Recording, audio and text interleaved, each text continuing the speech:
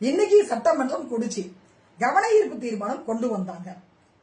நம்ம கோயம்புத்தூர்ல நடந்த அமுதனுடைய படுகொலை, தேனி மாவட்டத்தில் நடக்கக்கூடிய இஷ்யூ, கவன ஈர்ப்பு தீர்மானம் கொண்டு வராங்க.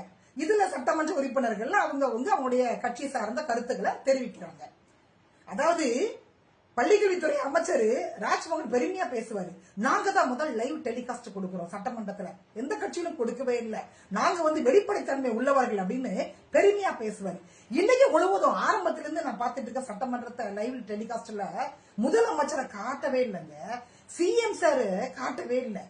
அப்பாவை காணுன்ற மாதிரி முதலமைச்சர் சட்டமன்றத்துல காணல. என்ன காரணம் அப்படின்னு கேட்டீங்கன்னா, எதிர்கட்சி தலைவர் பக்கமா கொண்டு வந்திருக்காப்புல பிரச்சனைய. அதாவது கோயம்புத்தூர்ல கஞ்சா வழக்குனால ஏற்பட்ட அந்த படுகொலை, திருவொற்றியூர்ல அரசு பள்ளியில +2 மாணவனை கஞ்சா கும்பல வெட்டி கொலை பண்ணிட்டாங்க. இந்த மாதிரி இந்த ஒரு வாரத்தில் நடந்த படுகொலை லிஸ்ட் எடுத்துட்டு வந்திருக்காப்ல. அது போக கற்பழிப்பு லிஸ்ட் ரெடியா இருக்குது, கஞ்சா வழக்கு ரெடியா இருக்குது, ஆளுங்கட்சி எம்எல்ஏக்கள் என்னென்ன பண்ணுனாங்க அந்த வழக்கு ரெடியா இருக்கு.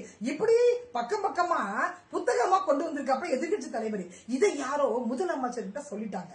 சொன்ன உடனே அவர் என்ன பண்ணாருன்னா, எதிர்கட்சி தலைவர் வெளிநடப்பு செய்த பிறகு சொல்லி அனுப்பி விடுங்க, நான் வரேன், சட்டமன்றத்துக்குள்ள வரேன், அது வரைக்கும் என்ன கூப்பிடாதீங்கன்னு சொல்லிட்டாப்ல. இன்னைக்கு ஆப்சென்டான்னு கேட்டீங்கன்னா ஆப்சென்ட் இல்லைங்க, பர்மிஷன். சிஎம் சார் பர்மிஷன் போட்டாப்ல. பர்மிஷன் போட்டு எதிர்கட்சி தலைவர் வெளிநடப்பு செய்த பிறகுதான் அப்படி மெல்லமா உள்ள வந்தாப்ல. நேரத்துக்கே வந்தா எதிர்கட்சி தலைவர் கிளிப்பாரு. யாரு பதில் சொல்றது? நமக்கு வர ஒண்ணுமே தெரியாத அரசியல் குறித்து எழுதி கொடுக்கிறவங்களுக்கு ஒழுங்கு எழுதி விடணும்ல. இவரு 5932 வாசிக்கிற பதிலா 5932 வாசிக்கிறாரு. சுதந்திர தினத்தன்னைக்கு இந்தியா முழுவதும் லைவ் டெலிகாஸ்ட் அவர் வாசிக்கிறாரு.